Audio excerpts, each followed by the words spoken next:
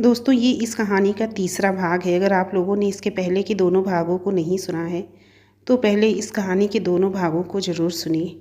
अब इस कहानी में आगे बढ़ते हैं। 6 साल बाद।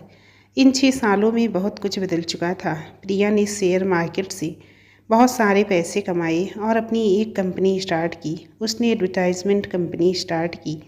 शिल्पा ने उसकी बहुत मदद की। कुछ ही समय से ये उस कंपनी अच्छी खासी प्रॉफिट अर्न करने लगी थी। पहले तो शिल्पा ही सिर्फ उसके एडवर्टाइजमेंट में मॉडल का काम करती थी, लेकिन जैसे जैसे कंपनी फेमस हुई वैसे वैसे बड़े बड़े स्टार्स को लेकर वो एडवर्टाइजमेंट बनाने का काम करने लगी। बड़ी बड़ी कंपनी अपनी एडवर्टाइजिंग काम कराने के लिए उनकी कंपनी से संपर्क करने लगे थे। वैसे तो मार्केट में बहुत सी एडवर्टाइजिंग कंपनी थी, पर प्रिया जिस क्रिएटिव और इनोवेटिव थॉट्स के साथ एडवर्टाइजमेंट तैयार करती थी, उसकी मार्केट में बहुत ज़्यादा डिमांड होने लगी थी। उसका स्टाफ भी कुछ नए नए और क्रिएटिव आइडियाज़ लाते रहते थे।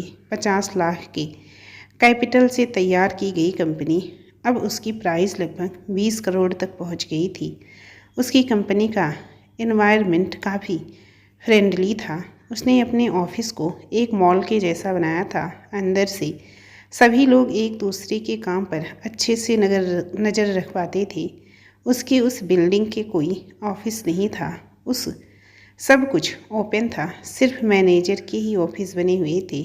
बाकी सारे एम्प्लॉय अपना काम ओपन एनवायरनमेंट में करते थे। कोई ड्रेस कोड नहीं। उस बिल्डिंग में 3 फ्लोर थे और सब पर अलग अलग काम होता था। उसका अपना एक स्टूडियो था। एक ड्रेस डिज़ाइन के लिए फैशन डिज़ाइनर को साइन किया गया था। वहाँ पर सभी तरह की सुविधाएं मौजूद थी।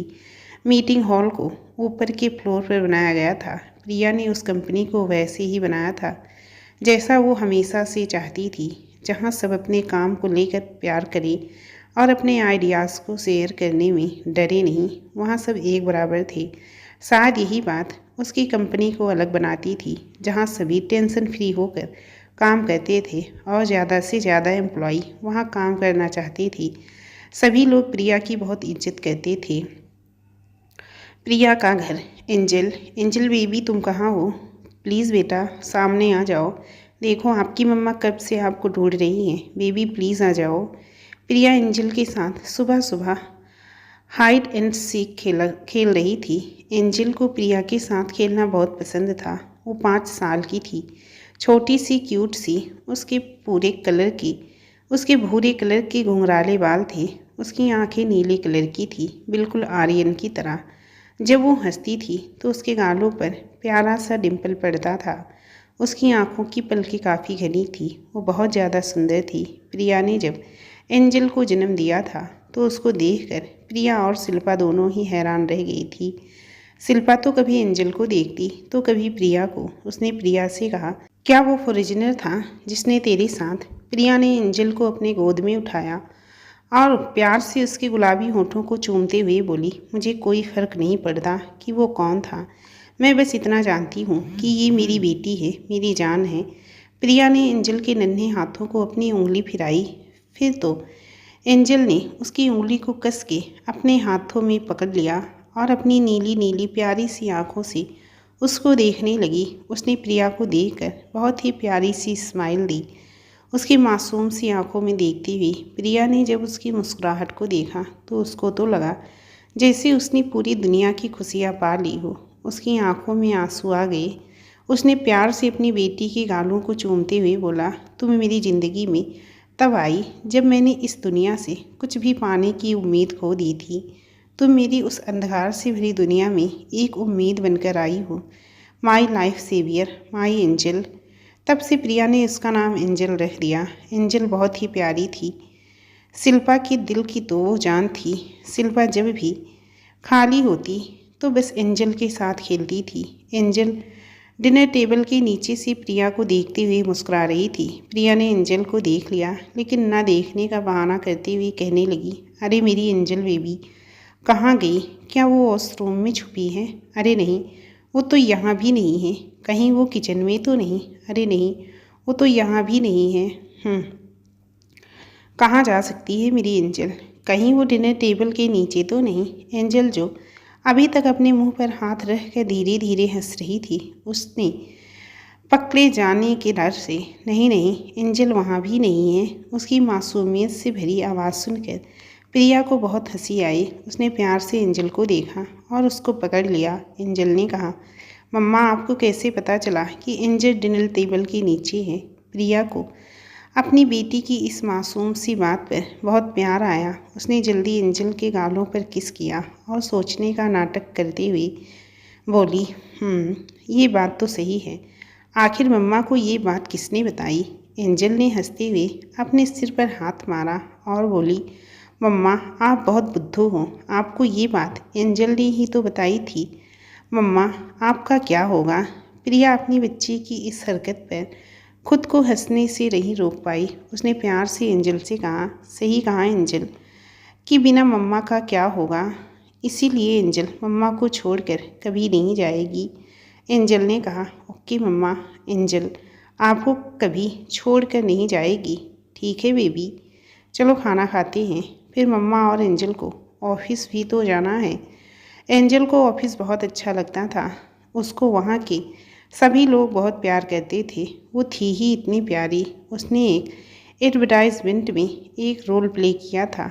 तब से ही वो काफ़ी फेमस हो गई थी। बहुत सी कंपनी चाहती थी कि उनकी कंपनी से रिलेटेड एडवर्टाइजमेंट बनाने में उसे मॉडल बनाया जाए, लेकिन प्रिया एंजल पर ज़्यादा वर्कलोड नहीं डालना चाहती थी। इसलिए वो कभी कभी ही एंजल को किसी एडवर्टाइजमेंट में काम करने देती थी।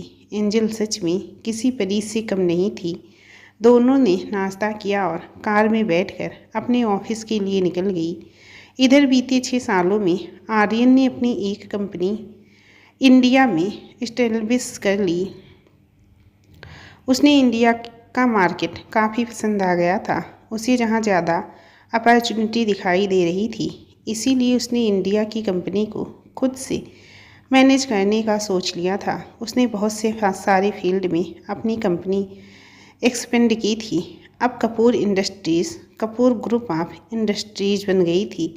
वो अक्सर अपने काम के सिलसिले में इंडिया विजिट करता रहता था। उसके ड्रेसिंग लुक की वजह से वो इंडिया के सेलिब्रिटीज़ के बीच जो कुछ ज़्यादा ही फेमस हो गया था। बड़ी बड़ी हीरोइनें उसकी कंपनी की ब्रांड एम्बेसडर बनना चाहती थी। उन्हें लगता था कि इस वजह से ही सही कम से कम वो आर्यन से मिल सकें, लेकिन आर्यन को इन सब से कोई फ़र्क नहीं पड़ता था। वो सबको अवॉइड करके बस अपने काम में लगा रहता था।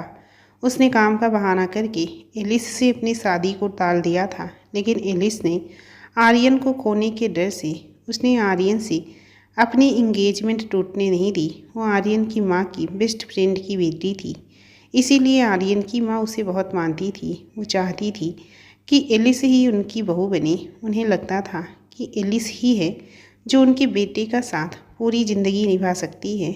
एलिस आर्यन की माँ के सामने हमेशा ही बहुत समझदार और स्वीट बनती थी। वो अक्सर दिखाती थी कि उसको आर्यन की बहुत चिंता रहती है, लेकिन ऐसा कुछ नहीं था।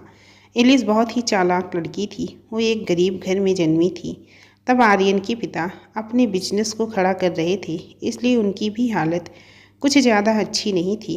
पड़ोसी होने की वजह से ये दोनों ही परिवार एक दूसरे के काफ़ी करीब आ गए, लेकिन धीरे धीरे जब आर्यन के पिता का बिजनेस अच्छा चलने लगा और वो अमीर होने लगी, तो एलिस की फैमिली अपने फ़ायदे के लिए अक्सर उनकी मदद लेने लगी। आर्यन की माँ बहुत ही अच्छी औरत थी, इसीलिए वो उनकी मदद कर देती थी। फिर जब आर्यन का जन्म हुआ और इधर एलिस का, तो उनके परिवार ने अपने लालच और फ़ायदे के लिए कह दिया कि आगे चल के इन दोनों की शादी होगी। दोनों परिवार इस बात से काफ़ी खुश थे। छोटी सी उम्र में ही एलिस की माँ उसे बताती थी कि उसे आर्यन का ध्यान कैसे रखना है, उसकी माँ बाप के सामने अच्छा कैसे बनना है। एलिस आर्यन को बहुत पसंद करती थी। उसके लिए वो बहुत पॉजिटिव भी थी। जब कॉलेज में कोई लड़की आर्यन के करीब आने की कोशिश करती, तो उसे हमेशा एलिस के गुस्से का शिकार होना पड़ता था। एलिस ने ना जाने कितनी ही लड़कियों को पीटा होगा, कितनों के तो उसके चेहरे तक बिगाड़ दिए थे। अक्सर उसके डर से लड़कियां आर्यन की तरफ देखती भी नहीं थी। एलिस को यकीन था कि आर्यन को कभी कोई लड़की पसंद नहीं आ सकती, और अगर कभी पसंद आ भी गई तो उसको वो जिंदा नहीं छोड़ेगी। आखिर लास्ट में कोई ऑप्शन ना होने पर और आर्यन की माँ के दबाव में आकर आर्यन को उससे शादी करनी ही पड़ेगी।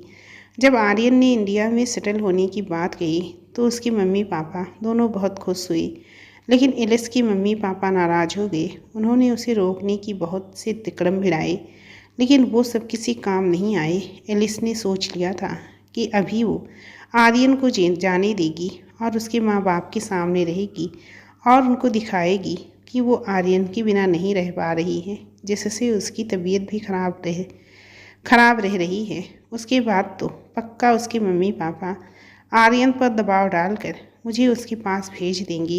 इसीलिए उसने बाद में इंडिया आने का सोचा। आर्यन पिछले 3 महीने से इंडिया में ही रह रहा था। वो अक्सर अपने काम में बहुत ज़्यादा व्यस्त रहता था। उसने उस होटल का वो कमरा अपने लिए बुक कर लिया था। उसे नहीं पता था क्यों, पर उसे उस कमरे में बहुत सुकून मिलता था। आज वो सुबह सुबह ऑफिस के लिए निकला तो एक रोड पर उसकी कार रेड लाइट पर रुकी हुई थी। वैसे तो वो अपने कार की विंडो हमेशा ऊपर करके रखता था, लेकिन आज उसने अपने बगल वाली कार में एक बहुत ही प्यारी सी बच्ची को देखा। उसको देखने के बाद ना जाने क्यों वो अपने आप को मुस्कुराने से रोक नहीं पाया। उसके दिल में एक बहुत ही अजीब सा एहसास हो रहा था। इंडिया में ऐसी बच्ची का दिखना नॉर्मल नहीं था। उसकी नीली आंखें और बड़ी बड़ी पलकें कार के विंडो से बाहर देखते हुए लगातार झपक रही थी। वो बाहर देखते हुए बार बार अंदर बैठी एक औरत से कुछ पूछ रही थी। जैसे ही वो औरत कुछ जवाब देती, वो लड़की फिर से एक्साइटेड होकर बाहर की तरफ देखती और मुस्कुराती हुई उसके गालों पर बहुत ही प्यारे डिम्पल पड़ रहे थे। वो बहुत ही प्यारी लग रही थी। आर्यन उसको बहुत ही प्यार से देखे जा रहा था। उसने उसके साथ बैठी औरत को देखने की कोशिश की तो उसका पूरा चेहरा तो नहीं देख पाया, लेकिन उसे उसकी मुस्कुराहट बहुत ही ज़्यादा प्यारी लगी, बिल्कुल उस बच्ची की तरह। आर्यन को ऐसे खोया हुआ देखकर उसके असिस्टेंट ने कहा, सर आप क्या देख रही हैं? आर्यन ने असिस्टेंट को देखा और फिर उस बच्ची को। असिस्टेंट ने उस बच्ची को देखा तो वो खुशी से उछल पड़ा, लेकिन वो आर्यन के सामने नॉर्मल बना रहा। उसने कहा, वाओ सर, वो लड़की एंजल बेबी है।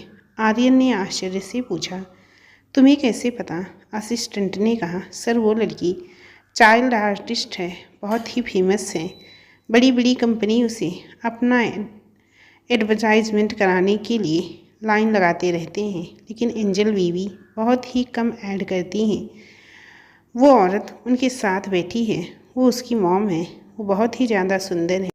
उनकी अपनी एक ऐड कंपनी है जो पिछले 6 सालों में बहुत ही तेज़ी से उभर कर सामने आई है। उस कंपनी की सीईओ काफ़ी ज़्यादा टैलेंटेड है और बहुत ही ज़्यादा अच्छी हैं। असिस्टेंट से इतना कुछ जानने के बाद आर्यन ने उस औरत को देखना चाहा, लेकिन तब तक कार आगे बढ़ गई थी। आर्यन ने विंडो को ऊपर किया और अपना मोबाइल देते हुए बोला, इसमें एंजल बेबी को वीडियो को डाउनलोड करके मुझे दो। असिस्टेंट पहले तो बहुत हैरान हुआ, लेकिन फिर उसने जल्दी से वैसा ही किया। दोनों जब ऑफिस पहुँचे तो आर्यन ने अपने ऑफिस में जाकर वो सारे ऐड देखे। उसे उस बच्ची की आवाज़ सुनकर बहुत ही ज़्यादा अच्छा लगा। वो जब भी अपने काम से थक जाता तो एंजल बेबी का ऐड देखता, उसे बहुत सुकून मिलता। आज एक बार फिर वो उसी होटल के कमरे में पहुंचा। उसने उस बेड पर आराम करने के लिए अपनी आंखें बंद की तो उसे उस लड़की की याद आने लगी। वो उसे ढूंढना चाहता था, लेकिन उसे कोई रास्ता नहीं सोच रहा था। उसने अपने असिस्टेंट को बुलाया और सारी बात बताई और उससे कहा कि मुझे वो लड़की चाहिए, चाहे जैसे भी हो, चाहे जितना समय लगे, बस मुझे उस लड़की की इन्फॉर्मेशन ला कर दो। असिस्टेंट के माथे से तो पसीना छूटने लगा। वो 6 साल पहले की लड़की को कैसे ढूंढेगा जिसका कहीं कोई सबूत नहीं था। आर्यन ने जॉर्ज को अमेरिका में ही अपना काम मैनेज करने के लिए छोड़ दिया था। उसके पिता के पर्सनल सेक्रेटरी के बेटे को उसने अपना असिस्टेंट बना लिया था, जिसका नाम अमित था। अमित ने जब ये सुना था कि वो आर्यन का असिस्टेंट बनने वाला है तो वो बहुत खुश हुआ था, लेकिन इस वक्त वो बहुत रो रहा था। वो सोच रहा था कि आखिर में इनका असिस्टेंट बना ही क्यों। वो यस सर बोलकर निकल गया। आर्यन ने फिर से अपनी आंखें बंद की और लेट गया। उसे फिर से उसी लड़की के सपने आने लगे। उसे उसके बारे में सोच सोच कर बहुत सुकून मिलता था। वो उसको अपनी बाहों में भरने के लिए बेचैन हो रहा था। प्रिया अपनी कंपनी एंजल एक्सीलेंस एडवर्टाइजिंग पहुंची। एंजल और प्रिया दोनों जब भी कंपनी जाते तो बिल्कुल एक ही कलर की ड्रेस पहन के जाते थे, क्योंकि एंजल को लगता था कि उसकी मम्मी इस दुनिया की सबसे खूबसूरत मम्मी है। वो भी उसके जैसा दिखना चाहती थी। दोनों ने आज वाइट कलर की ड्रेस पहन रखी थी। प्रिया ने वाइट शर्ट और जीन्स पहनी थी और एंजल ने वाइट पैंट और टॉप पहन रखा था। दोनों ने ब्लैक गॉगल और वाइट सैंडल पहन रखा था। जब वो अपने ऑफिस के गेट पर उतरी तो सभी लोग उनको देखकर खुद को उनकी तारीफ करने से रोक नहीं पाए। वो उन्हें देखकर मन ही मन बहुत खुश हो रहे थे। एंजल अपनी मम्मा की गोद में थी। प्रिया उसे लेकर जैसे ही अपनी कंपनी में पहुंची, सभी लोग उन्हें बारी बारी से गुड मॉर्निंग कहने लगे। प्रिया अपने ऑफिस पहुंची। वहां आज उसे बहुत ही ज़्यादा काम था। वो अपने काम में व्यस्त हो गई। उसने एंजल को खेलने के लिए छोड़ दिया। उसने एंजल से कहा, एंजल ने बहुत ही मासूमियत से कहा, जी मम्मा। प्रिया बोली, जाओ जाकर अपने प्ले रूम में खेलो। वहाँ किसी से लड़ाई मत करना और सोनी आंटी को परेशान मत करना। एंजल ने जब ये सुना तो वो बहुत खुश हो गई। बोली, ओके मम्मा। उसने जल्दी से प्रिया के गालों पर किस किया और सोनी के साथ प्ले रूम में निकल गई। प्रिया ने अपनी कंपनी में एक प्ले रूम बनवाया था, जहाँ पर काम करने वाली लेडीज़ जिनके छोटे बच्चे थे वो वहाँ पर खेलते थे। जब तक वो लेडीज़ अपना काम करती थी, इससे उन लेडीज़ की काफ़ी हेल्प हो जाती थी। इससे उनके बच्चे सुरक्षित रहते थे और वो एम्प्लॉयज़ टेंशन फ्री होकर अपना काम कर पाती थी। एंजल को वहाँ बहुत अच्छा लगता था। वहाँ उसके सारे फ्रेंड्स थे जो उससे बहुत ज़्यादा प्यार करते थे।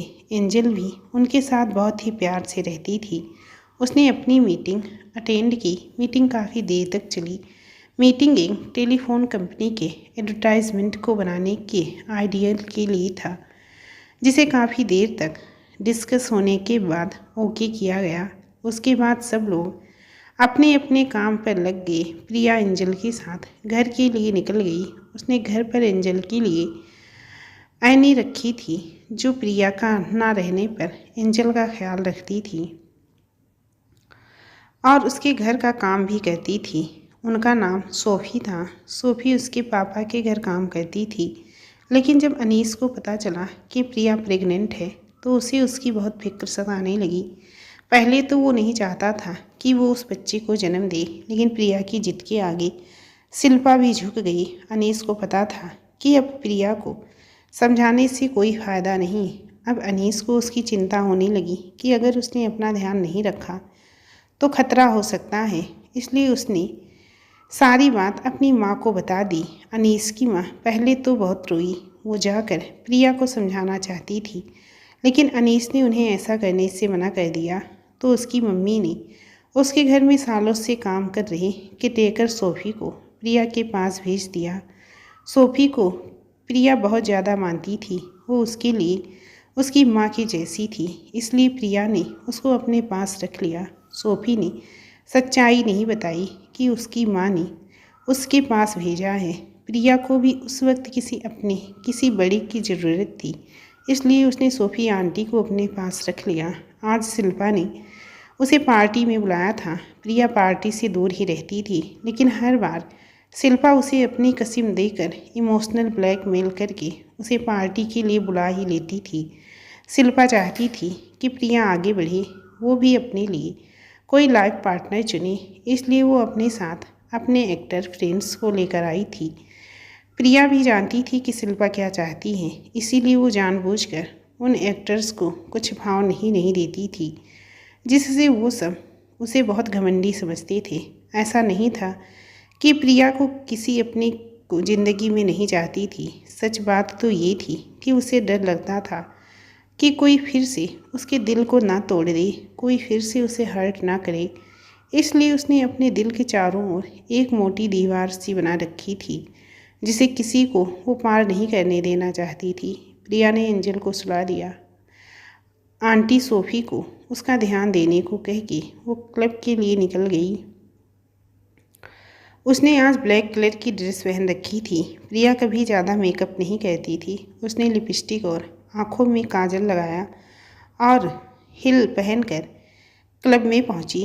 क्लब में बहुत से लोग थे जो डांस करने में बिजी थे। शिल्पा ने उसको देखा और खुशी से उसको अपने गले से लगा लिया और उसको लेकर क्लब में बने एक प्राइवेट रूम में पहुंची, जहां पर कुछ एक्ट्रेस, शिल्पा के कुछ फ्रेंड्स और कुछ बिजनेसमैन के बेटे थे।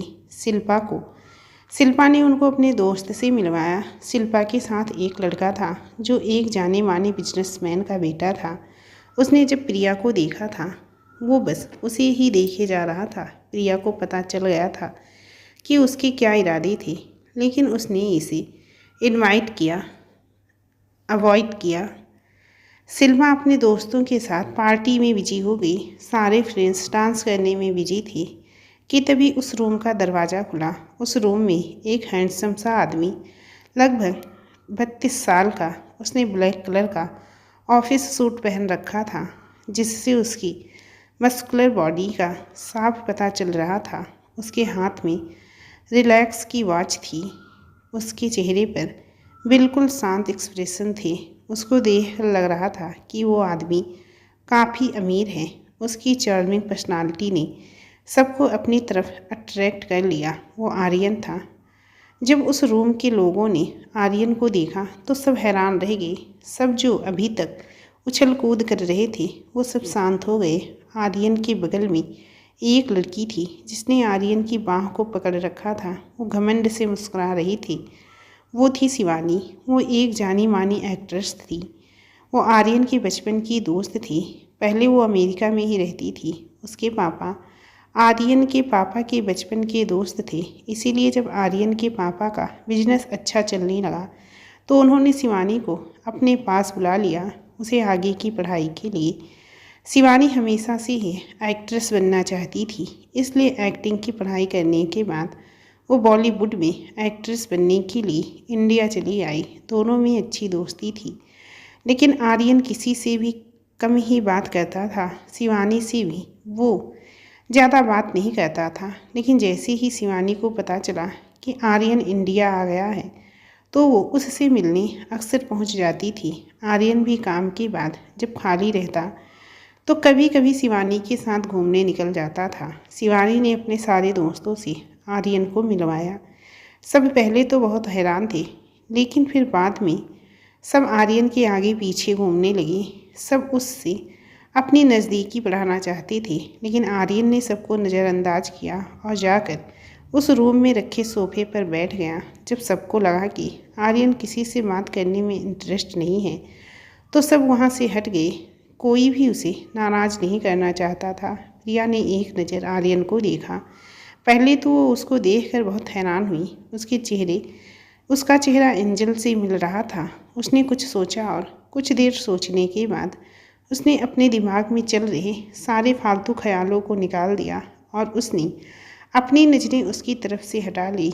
उसने अपना फ़ोन निकाला और अपने मोबाइल में अपने मेल्स को पढ़ने और रिप्लाई देने में बिजी हो गई। आर्यन ने वाइन के गिलास को अपने होठों से लगाया और उसे शांति से पीने लगा। उसने एक नज़र उठाकर सबकी तरफ देखा। सभी डांस करने, वाइन पीने तो बात करने में लगे हुए थे। तभी उसकी नज़र प्रिया पर पड़ी जो अपने आप में बिजी थी। उसके चेहरे पर कोई मेकअप नहीं था। वो बाकी सब से अलग दिख रही थी। आर्यन की नज़र एक पल के लिए प्रिया पर ठहरी और फिर से वो अपने वाइन को पीने में बिजी हो गया। वो लड़का कब से प्रिया को लगातार देखे जा रहा था। वो अपनी जगह से उठा और आकर प्रिया के बगल में बैठ गया और उसने प्रिया से बात करने की कोशिश की तो प्रिया ने उसे अवॉइड किया। उस लड़के को लगा कि प्रिया कुछ ज़्यादा ही घमंडी है, लेकिन वो भी ढीठ कम नहीं था। उसे लगा कि प्रिया उसकी इंसल्ट कर रही है। उसने प्रिया से गुस्से में कहा, तुम्हें किस बात का इतना घमंड है कि तुमने मुझे प्रिंस रायजादा को अवॉइड किया। प्रिया अब बहुत ज़्यादा इरिटेट हो गई थी। उसने अपना फ़ोन साइड में रखा और उसकी तरफ शांति से देखा और एक खतरनाक मुस्कान के साथ बोली, क्यों, तुम कहीं की तोप हो जो तुम्हें देखकर सबको सलामी देनी ही होगी? अगर तुम ऐसा सोचते हो तो I am sorry mister Raizada, मेरा आपको सलामी देने का कोई इरादा नहीं है। इसलिए बेहतर यही होगा कि आप कहीं और जाएं और अपनी जान पहचान बढ़ाएं। मैं इन सब कामों में इंटरेस्टेड नहीं हूँ। ये बोलकर वो उठी और जाकर उस रूम के बाहर बालकनी में खड़ी हो गई। ये क्लब एक बिल्डिंग के 12th फ्लोर पर था, इसीलिए बालकनी में खड़ी होते ही बाहर चल रही ठंडी ठंडी हवाएं उसे बहुत अच्छी लग रही थी।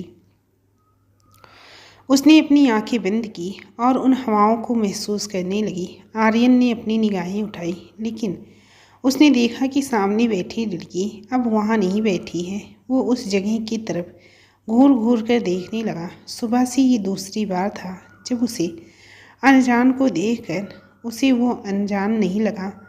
उसने अपनी आंखें बंद की और कुछ सोचने लगा। उसने अपनी आंखें खोली और वो जाने को तैयार हुआ। शिवानी ने उसको खड़ा होती हुई देखा तो उसके पास गई और उसको अपने साथ बालकनी की तरफ लेकर चली गई। बालकनी में जैसी ही ठंडी हवा आर्यन के चेहरे पर पड़ी, उसे बहुत सुकून मिला। उसने अपनी आंखें बंद कर ली। शिवानी ने आर्यन से पूछा, तो आर्यन, तुमको यहाँ आकर कैसा लगा? आर्यन ने आंखें बंद की हुई ही कहा, इट्स नाइस। शिवानी को ये जानकर बहुत खुशी हुई कि आर्यन को ये जगह बहुत अच्छी लगी। शिवानी प्यार से उसके सीने से लग गई और बोली, मुझे बहुत खुशी हुई ये सुनकर। थैंक यू मेरे साथ इतना कीमती पल बिताने के लिए।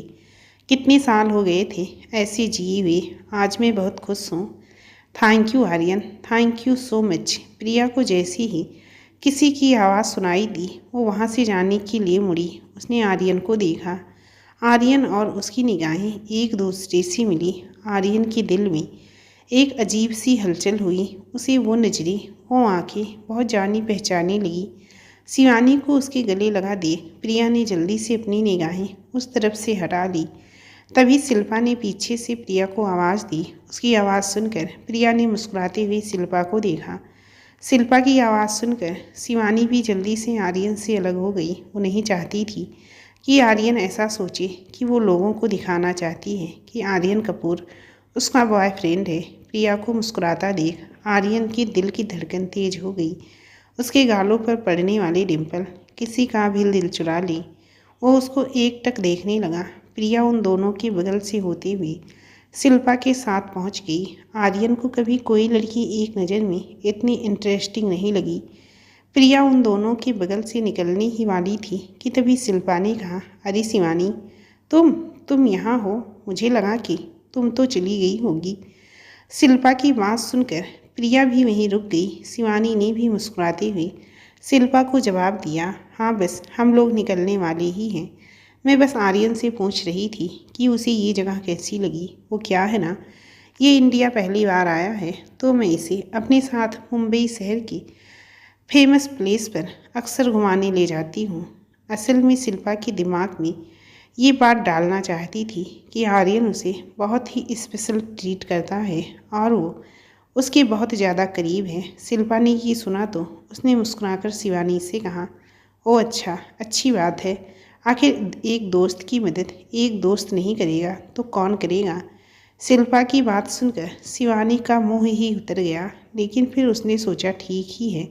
वैसे भी आर्यन कपूर की दोस्ती सबको तो नसीब नहीं होती। उसने शिल्पा को प्यारी सी एक मुस्कुराहट दी। अभी वो आगे कुछ बोलती कि तभी प्रिया ने शिल्पा के कान में कुछ कहा और वो वहाँ से निकल आई। आर्यन जब से खड़ा था वो लगातार प्रिया की तरफ देखे जा रहा था, लेकिन प्रिया ने उसे सर उठाकर देखा भी नहीं। उसको प्रिया कुछ अलग लगी। उसके वहाँ से जाते ही आर्यन ने शिवानी से कहा, तुम लोग बात करो, मैं तुम्हारा बाहर वेट करता हूँ।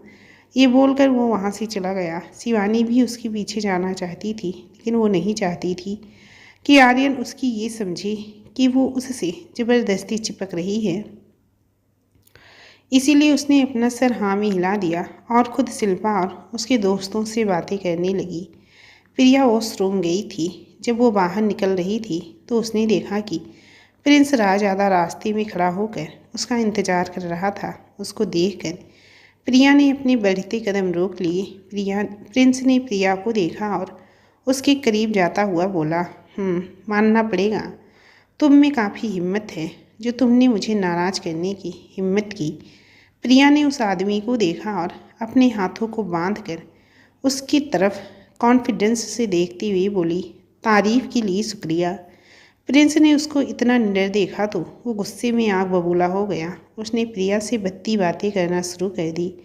उसने कहा, आखिर किस बात का घमंड है तुमको? अच्छे से जानता हूँ तुम जैसी लड़कियों को। तुम लोग जानबूझकर छोटे कपड़े पहनती हो ताकि हम आदमियों का ध्यान अपनी तरफ खींच सको। उसके बाद वो आदमी तुम में इंटरेस्ट होने लगता है तो तुम लोग हजार नखरे दिखाती हो। उसके बाद ही अपने आप को उसके हवाले करती हो।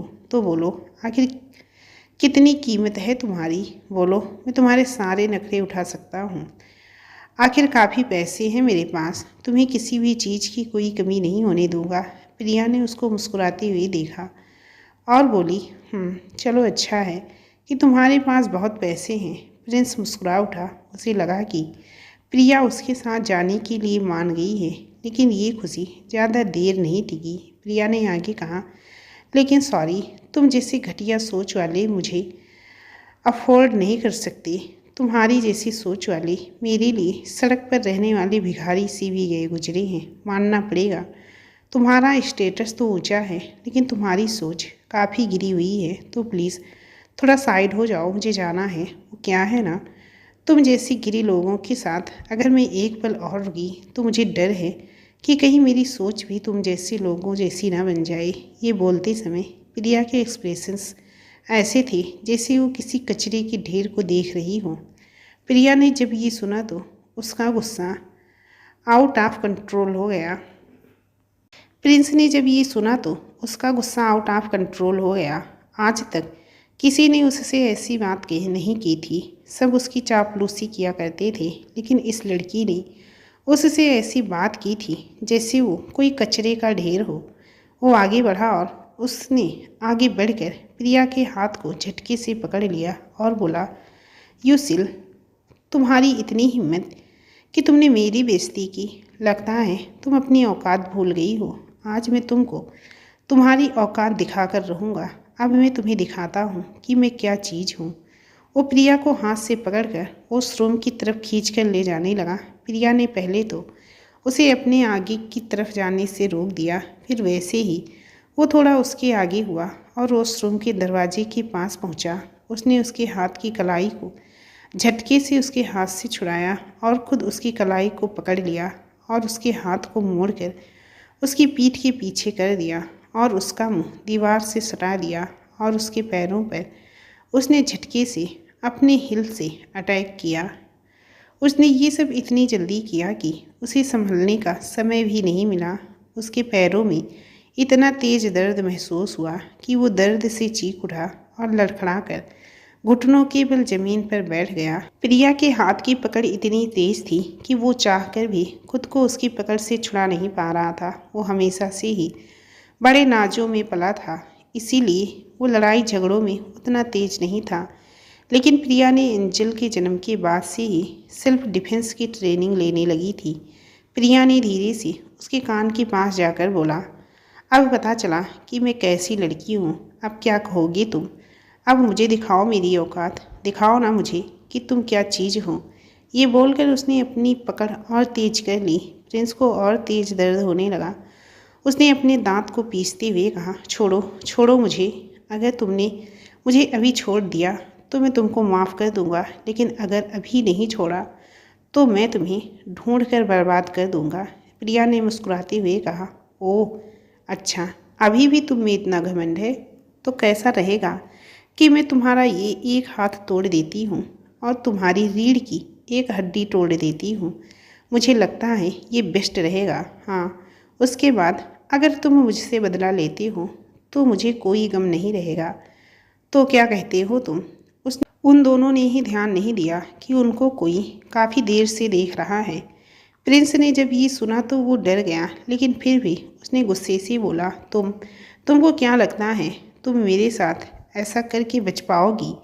प्रिया ने हंसते हुए कहा, हाँ क्यों नहीं, आखिर यहाँ कोई कैमरा नहीं है, ना ही कोई विटनेस है। और तुम अगर किसी से भी कहोगे तो कौन मानेगा कि तुम्हारी वैसी हालत मेरे जैसी लड़की ने की है।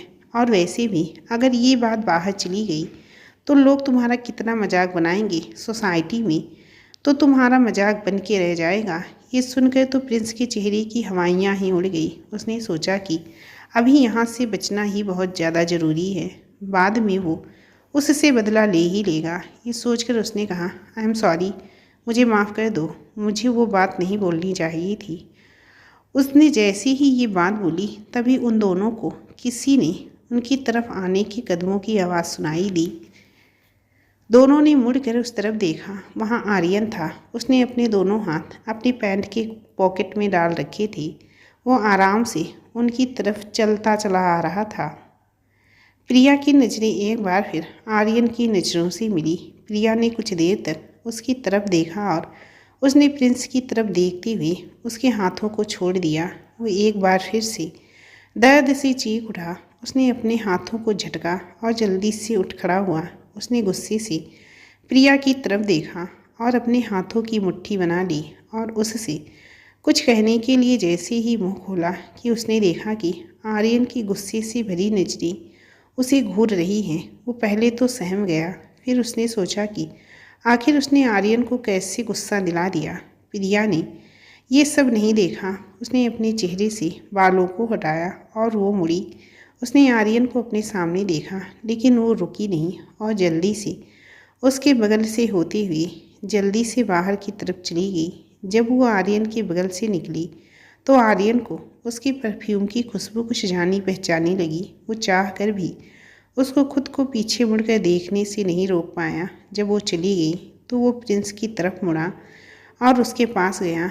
उसके कॉलर को ठीक करते हुए बोला, जो बात भी तुम्हारे दिमाग में चल रही है उसको यहीं छोड़ दो और अपने इस गंदे दिमाग में आइंदा कभी उस लड़की को परेशान करने का ख्याल भी मत लाना, वरना तुम उसका रिजल्ट जानते हो। प्रिंस बहुत ज़्यादा डर गया। उसने अपना सर हाँ में हिलाया। आर्यन ने उसे वहाँ से जाने का इशारा किया। वो जल्दी से वहाँ से निकल गया। आर्यन भी वहाँ से शांति से निकल आया। वो शिवानी के साथ अपने घर लौट आया। पूरे रास्ते बस उसे प्रिया की नज़रें ही याद आ रही थी। उसकी आवाज़ भी उसे काफ़ी जानी पहचानी लग रही थी। वो खुद को ये सोचने से रोक नहीं पाया कि कहीं वो जिस लड़की को ढूंढ रहा है कहीं वो वही तो नहीं। आज की इस कहानी का अंत यहीं पर कहती हूँ। फ्रेंड्स, अगर आप लोग हमारे चैनल पर नए हैं और चाहते हैं कि इस कहानी का कोई भी भाग आप लोगों से ना छूटे तो प्लीज़ फ्रेंड चैनल को सब्सक्राइब ज़रूर कर लें, नहीं तो कोई ना कोई भाग तो आप लोगों से मिस हो ही जाएगा। अगर ऐसे आप लोग चैनल को सब्सक्राइब किए रहेंगे तो मैं जब भी वीडियो अपलोड करूँगी तो उसका नोटिफिकेशन आपकी मोबाइल स्क्रीन पर तुरंत आ जाएगा। तो प्लीज़ फ्रेंड चैनल को सब्सक्राइब ज़रूर कर ली। चलिए फिर मिलती हूँ इस कहानी के अगले पार्ट के साथ। तब तक के लिए आप सबसे मेरा नमस्कार।